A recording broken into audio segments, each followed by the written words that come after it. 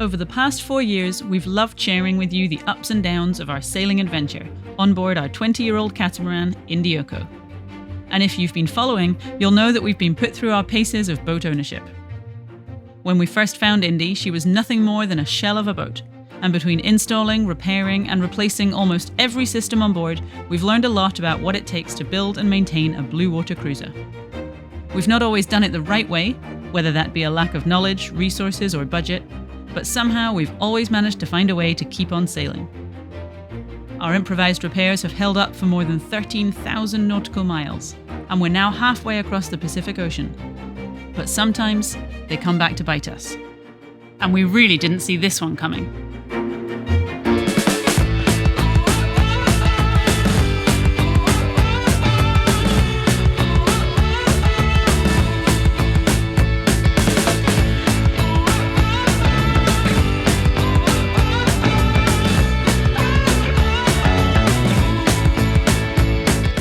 Well, that was one of the hardest passages we have done in a long time.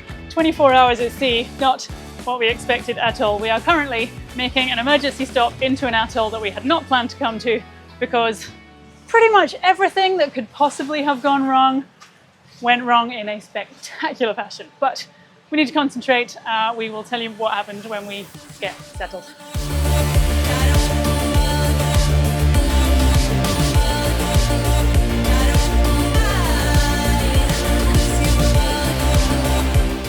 We never planned on coming here, but for an emergency stopover, this place is pretty perfect. First of all, I need to say that we are safe. If you didn't see last week's episode, we set off from Tahanea, a couple of hundred miles away, and almost immediately on departure, we had a bilge alarm going off. We think that we've narrowed it down to just a big wave in the pass coming over our back scoops and somehow working its way through the engine bay hatch. We will need to take a closer look to make sure that that's definitely where it's coming from, but so far that is our best guess.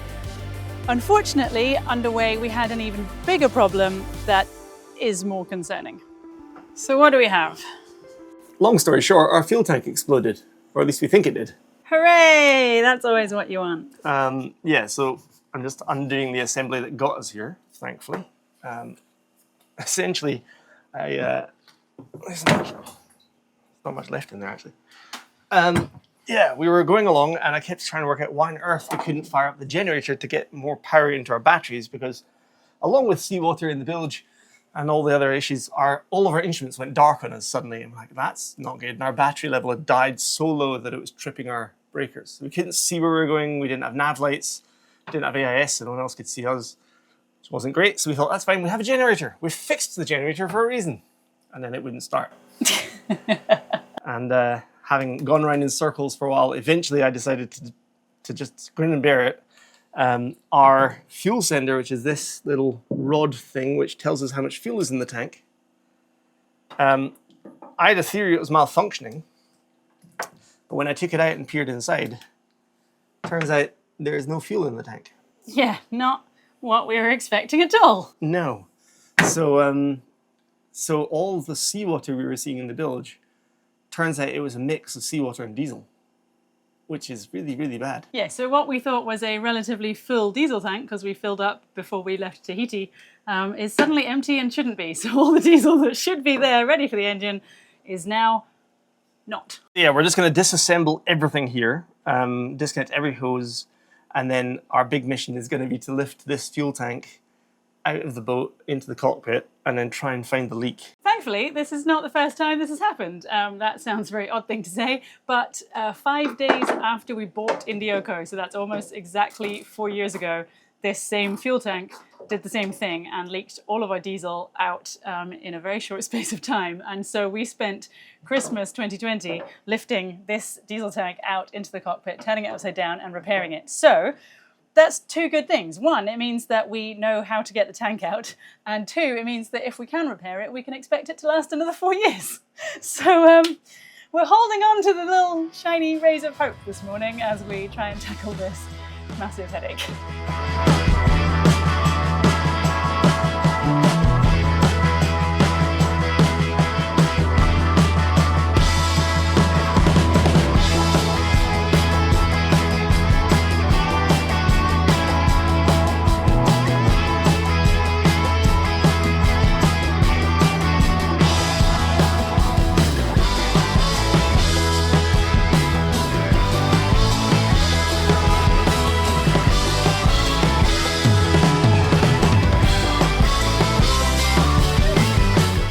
Ta-da!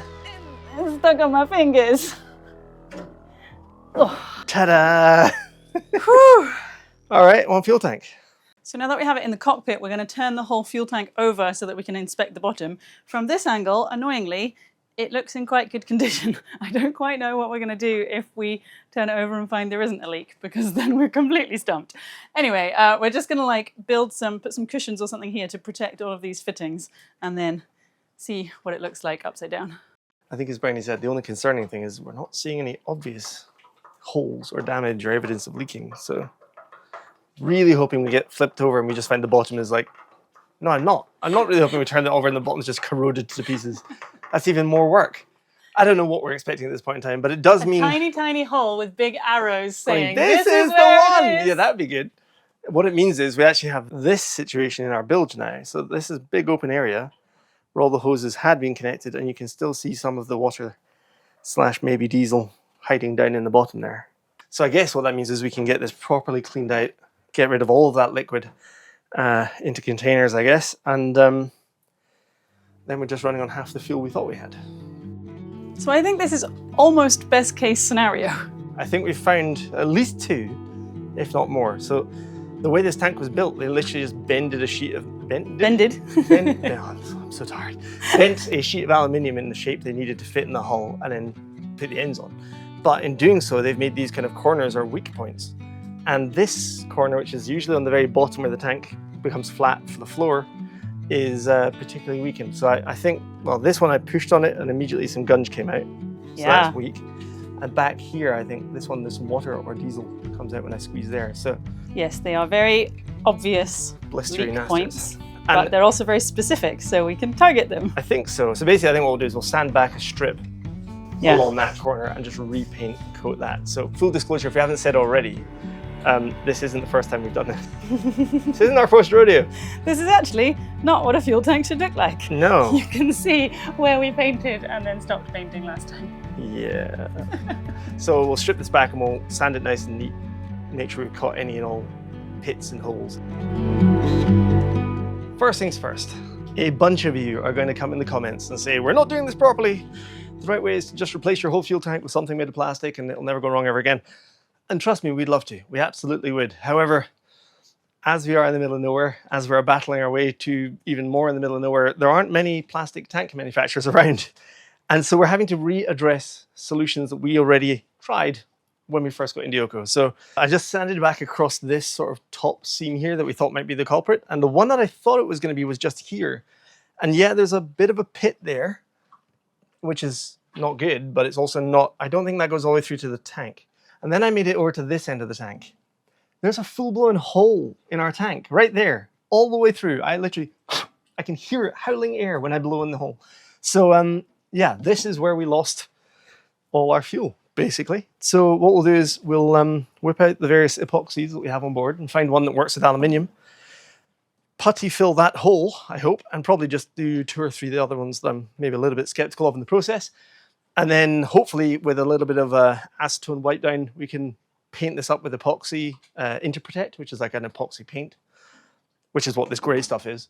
And then hopefully with that no longer being a hole in our tank, we should be able to refill and see if it stays in. Obviously we'll empty our bilge entirely into bottles and then take that down to the village and see if they can help us dispose of it. And then we can just keep a really close eye on the bilge. And if anything starts to appear in there, we know that that repair's failed or we missed it. There's 1 or 2 more I'm going to sand back just to check on, but I think that's a pretty clear culprit. Looking through the sender, I was able to see kind of a glow of daylight, which tells me that the aluminium that is there is really, really thin in 2 more places, these kind of pits, which it's a known thing. They do form over time, but either way, let's get them fully sealed as well.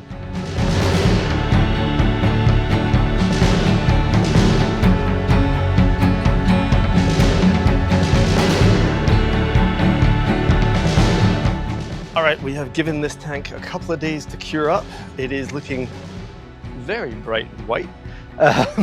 So we now have, let me get this right, we have epoxy putty on there, followed by some gel epoxy on top, followed by 2 coats of Interprotect, which is an epoxy paint. So hopefully it's come up all right, and hopefully that means that we won't have any leaks when we put this down into the bilge. So we've just set everything up We've had that drying out in the sunshine for the last couple of hours just because it was not quite there yet, but it's close enough, I think, to go. And now we need to drop things back into the bilge, which I have just spent the morning trying to tidy up a little bit. So time to do the big drop.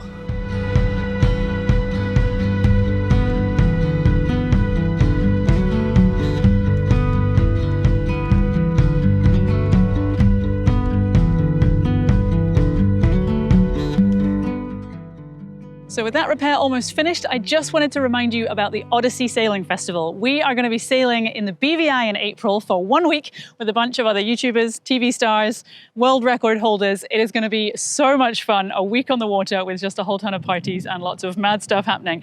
If you want to come with us, this is your opportunity. We still have space on our boat. We're going to be on a Sabre 50. It is absolutely stunning. If you want to know more about dates and costs and anything else, just head to our website, red-seas.com/crew, and there you can find out everything you need to know. It is going to be an absolute blast. We cannot wait. The floor is down. The fuel tank is in. It's fully plumbed.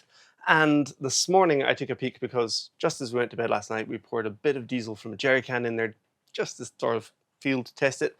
And there is no diesel in the bilge, which means I think it worked. I'm saying I think because I'm just terrified that something goes horribly wrong. We did only put, I think, 7 gallons of diesel in, give or take, but it would appear all 7 gallons are still there. We also ran our kind of little temporary fuel polishing setup that we built just to belt and braces, hopefully help us. But this morning we're going to do the proper test. This morning we are going to, oh, it's sunny out here. We are going to head down this side of the atoll for about 4 hours, I reckon. And probably by motor, to be honest, because there's a lot of coral heads in here. And hopefully find some diesel.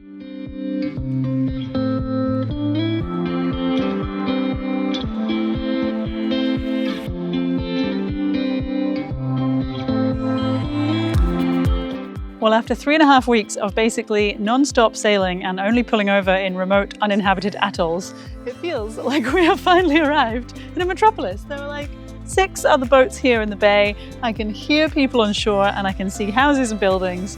So we're going to head in and see if we can find this shop that is rumoured to sell diesel, and fingers crossed they have some that we can buy.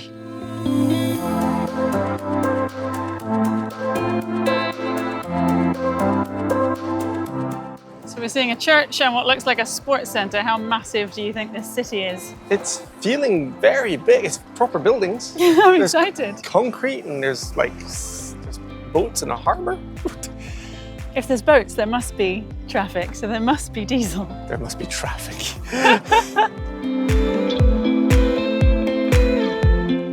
It's kind of funny. So we were talking about this the other day, that we've gotten so used to being the only boat surrounded by nothing but sand and palm trees. So this genuinely feels like a proper town. I feel like people have described it as quite a big village for the Tuamotus, but I'm just so used to not seeing them that it's a bit of a surprise. I think I'm ready for it. I think I'm ready for some people and roads. Civilization. Right, can I have my shoes, please? So one of the biggest benefits of coming to a built-up place like Makemo is that we can bring our bin, our trash, and hopefully we can find somewhere here where that can be processed rather than just being burnt or dropped in the sea, which does happen a fair bit around here, but people are generally good at looking after the place, so we're hoping that they have a proper bin dump site, refuge processing, I don't know what you call it. Yeah, I don't think they have any recycling here, but I believe there is somewhere that will take our trash. And this is basically 4 or 5 weeks, 5 weeks I think, of all of our rubbish. So we burn what we can, like paper and stuff when we have beach fires, and then everything else we just try and condense as much as possible because we have to go quite a long time before we can go anywhere that will actually take it. They've got a Christmas tree! That is seriously cool. That's huge. That's when you know you're in the big city. That is such a cool Christmas tree. The whole thing is like a metal structure and then draped and covered in loads of palm fronds that have just dried out. And then the whole thing is covered in lights and loads of like handmade decorations as well. I love it.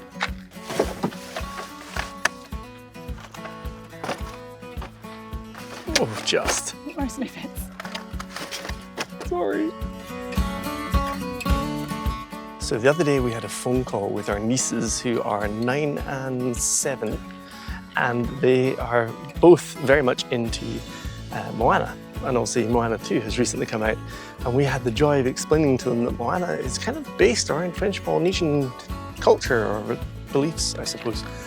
And so it's quite nice that Maui's hook is part of the Christmas decorations, as is Moana's boat. How cool is that?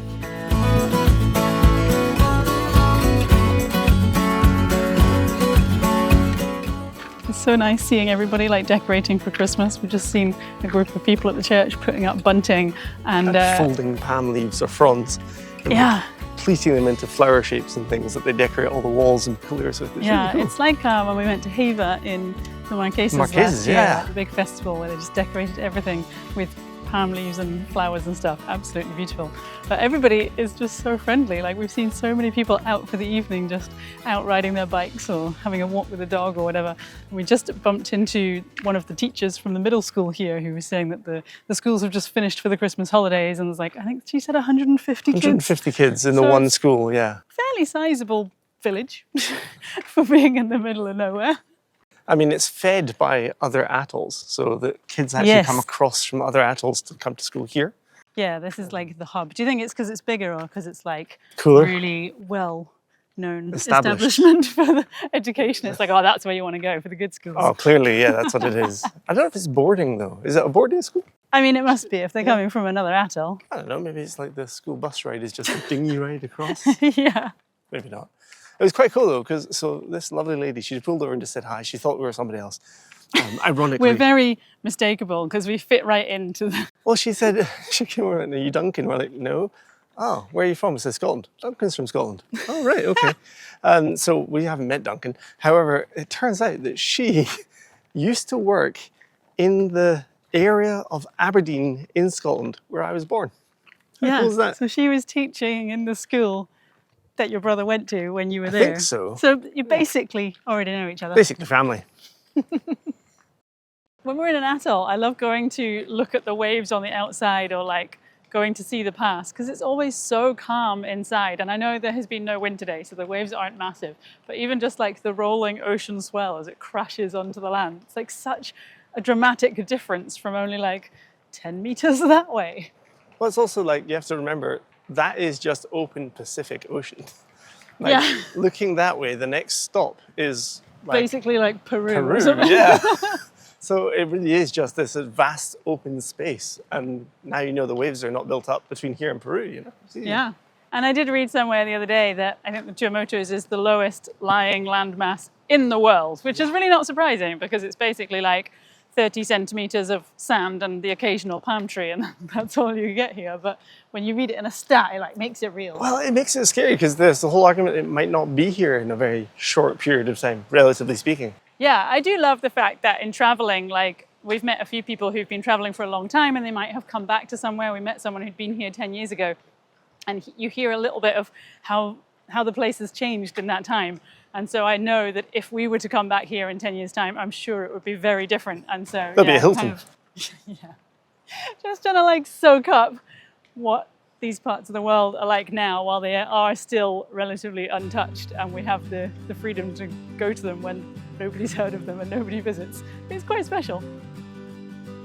I've got to say, this is like the most built up place we have been in quite a while, because we're currently walking not only on a tarmac road that had a real actual car on it, it's got lines in the middle. That must mean that there's more than one car on this island. I've only seen one, but you can have ambition in life. But it also demonstrates how long it's been since we've actually focused on this, because we're walking down the middle of the road anyway. Wow, look at the water. That is insanely clear. Wow, I know that looks completely fake on camera, and you're not going to believe that that's what it looks like, but honestly, that is actually that colour. You know when you see like a swimming pool that's been painted, or the tiles are blue? Yes! It looks just like that. Do you think they've painted the sand? I think they might have. I think they have to have. That is amazing.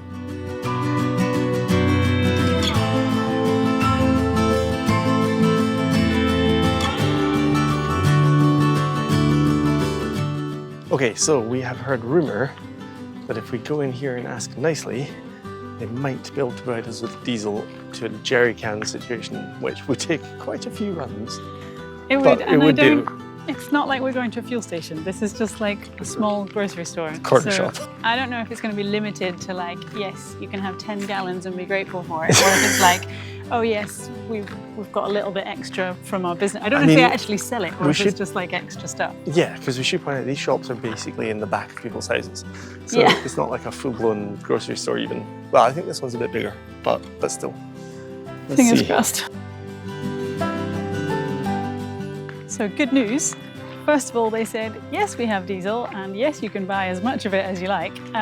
Secondly, they said, no, we won't actually take your like tax-free certificate. So because we're not imported into the country, we don't have to pay tax when we buy diesel. Fun little tidbit of information. However, the other good bit of news is they told us that the supply ship arrives on Wednesday. And if we go down and ask nicely, they might supply a hose off the side and we can fill our tanks with the tax-free diesel. Yeah, so we have no idea how that system works, but we figured let's wait for the supply ship to arrive from Tahiti and then try our luck there. Hopefully that will all work and we can buy as much diesel as we need for a cheaper price, and if not, we can always come back here. So I guess we're gonna wait for a little bit, but we've got some time to kill, but not a lot, because thankfully the ship's not far away, so yeah. I guess you just have to enjoy paradise for a bit longer. Oh my goodness, tough life. I also just saw that there's a pizza place back there that do takeaway, so I think... This is like the best place in the world. I know why this passage stuff has all gone wrong. We didn't have pizza before we left. Okay, well if we eat pizza now, then the rest of the journey to the Gambiers is going to be like so easy and wonderful. Because we'll have righted the systems in the world. We all know that Neptune insists on pepperoni pizza. Passage pizza. Bon appétit. Merci, merci bien. Bonne soirée.